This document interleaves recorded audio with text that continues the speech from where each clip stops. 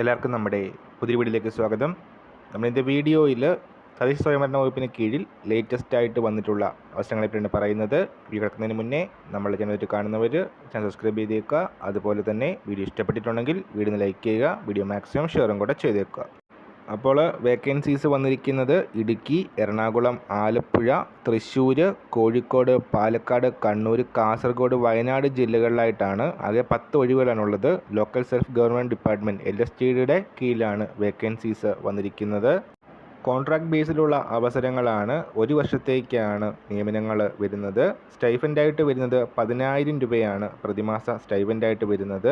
March 8 തീയതി വരെയാണ് apply ചെയ്യാനായിട്ട് അവസരമുള്ളത്. ഗ്രാജുവേറ്റ് ഇൻറ്റേൺ വേക്കൻസിയാണ്. ബിടെക്, സിവിൽ എഞ്ചിനീയറിംഗിൻ്റെ ബിടെക് ഉള്ളവർക്കാണ് ഈ വേക്കൻസികളിലേക്ക് അപ്ലൈ ചെയ്യാനായിട്ട് അവസരമുള്ളത്.